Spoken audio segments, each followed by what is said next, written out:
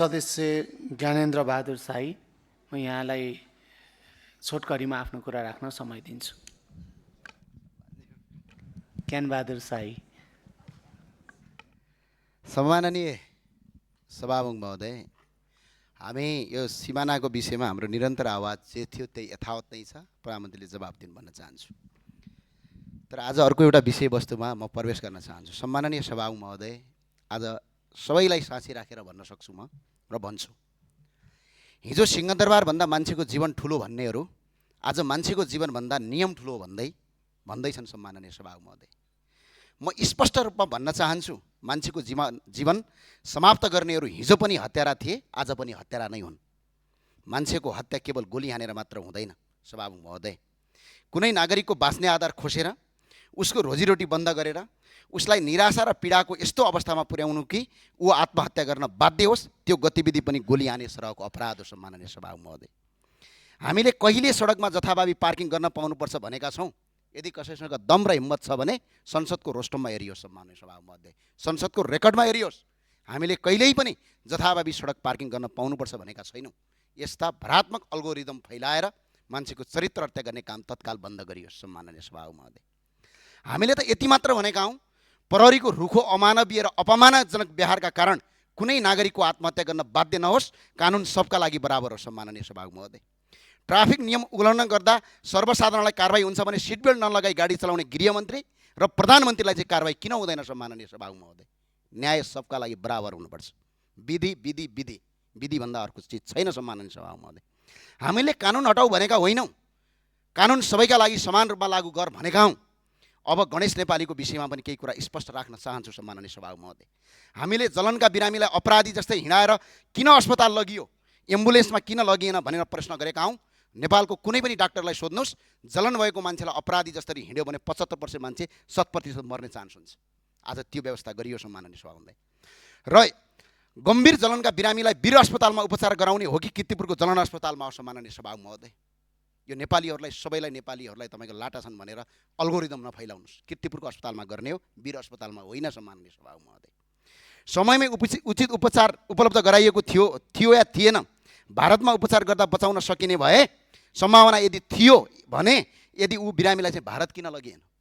यदि बिरामीको मृत्यु पहिले नै भइसकेको थियो भने रातारात विमानस्थलमा नाटक मञ्चन किन गरियो? सम्माननीय सभामुख महोदय, यो प्रश्नको जवाब राज्यले दिनुपर्छ। यसको उत्तर हामी खोज्छौँ। सम्माननीय सभामुख महोदय, संसार नै मेरा विरुद्धमा लागोस्, तर म सत्य बोल्न छोड्दिनँ। जति साइबर बुलिङ गर्नु छ गर, सक्छौ अझै गर। भौतिक आक्रमण पनि सहेर आएको। सम्माननीय सभामुख महोदय, लडेर आएको, मजाक गरेर आएको होइन। सम्माननीय सभामुख महोदय, जति गाली गर्न सक्छौ गर, जति अल्गोरिदम फैलाउन सक्छौ फैलाऊ, तर मान्छेको जीवनभन्दा ठुलो तिमीहरूको लोकप्रियता होइन। सम्माननीय सभामुख महोदय, र किनकि मेरा कर्णालीका दाजुभाइ, मेरो देशका दाजुभाइले अकालमा ज्यान गुमाएका छन्। सम्माननीय सभामुख महोदय, त्यही भएर सम्माननीय सभामुख महोदय, जब हामी सोध्छौँ मान्छेले आत्महत्या किन गर्नु पर्यो, कर्णालीको नदीको भिरमा अड्केको नागरिकको समयमा उद्धार गर्न नपाएर किन मर्न बाध्य भए, बेलैमा उद्धार टोली र हेलिकप्टर किन पठाइएन भनेर भन्छौँ, तर गृहमन्त्रीले जवाब दिनुहुन्छ यसलाई राजनीतिकरण गरियो भनिन्छ। तर सम्माननीय सभामुख महोदय, वास्तविक राजनीतिकरण भनेको के हो भन्ने कुरा आज संसदमा स्पष्ट भन्न चाहन्छु। पानी बाँड्न गएको हौँ भन्ने पोसाक लगाएका विद्यार्थीलाई ढाल बनाएर लासको सिडी चढ्दै राज्य सत्तामा पुग्ने गतिविधिलाई राजनीतिकरण भनिन्छ। सम्माननीय सभामुख महोदय, भिरमा अड्किएको मान्छेलाई उद्धार गर भन्नु राजनीतिकरण होइन।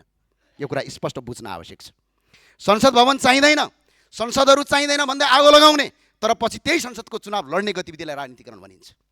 आफू पदमा हुँदा नहुँदा नेताको तलब सलब हटाउनुपर्छ, अगाडि पछाडि ट्विटी गाडी सुरक्षाकर्मी राख्न हुँदैन भन्ने, तर सत्तामा पुगेपछि आफ्नै अगाडि पछाडि सुरक्षाकर्मीको लावा लस्कर र घेरा लिएर हिँड्ने प्रवृत्तिलाई राजनीतिकरण भनिन्छ।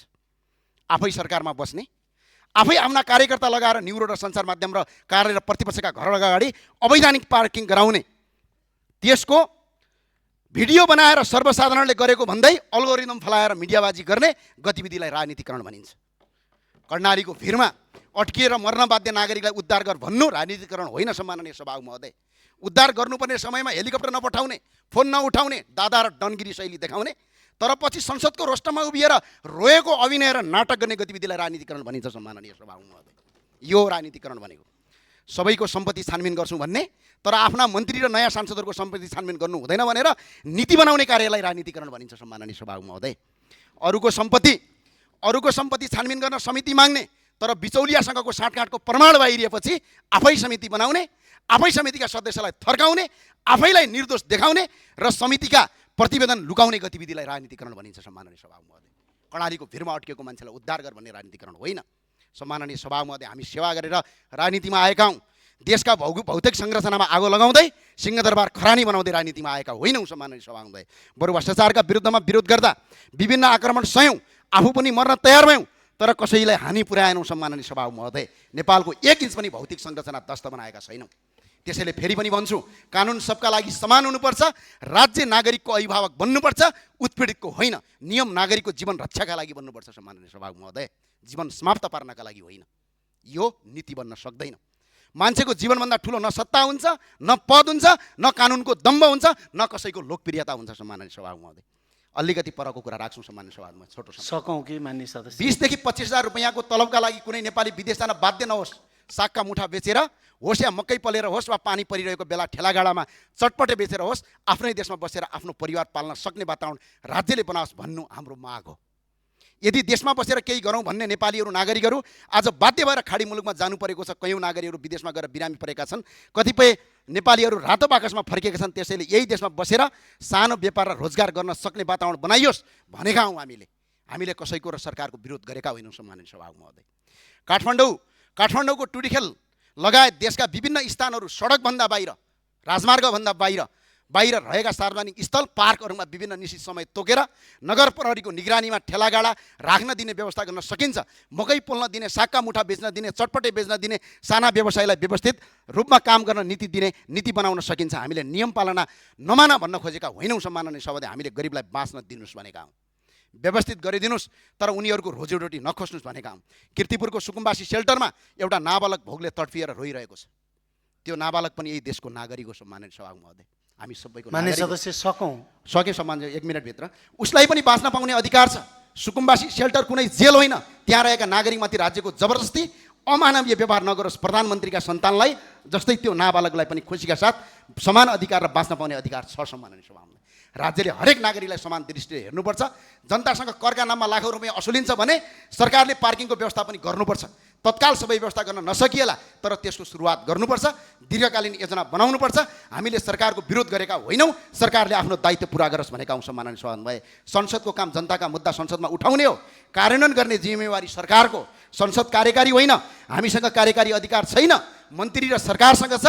त्यसैले हामीले जनताको आवाज उठाउँदा त्यसलाई विरोधका रूपमा नबुझियोस्। सरकारलाई काम गर्नुहोस्, गरिबलाई बाँच्न दिनुहोस्, साना व्यवसायलाई व्यवस्थित अवसर दिनुहोस्, विदेशी न बाध्य नागरिकलाई आफ्नै देशमा स्वरोजगारको आधार दिनुहोस् भनेका हौँ। यो विरोध होइन, जनताको जीवन र अधिकारको पक्षमा उठाइएको आवाज हो। सम्माननीय सभामुख, यसरी अल्गोरिदम फैलाएर घरको अगाडि पार्किङ गराएर जसरी तपाईँको राज्य आतङ्क सिर्जना गरिएको छ, यो कालान्तर इतिहासमा एउटा कालो अक्षरले लेखिनेछ। सम्माननीय सभामुख, हस्, धन्यवाद।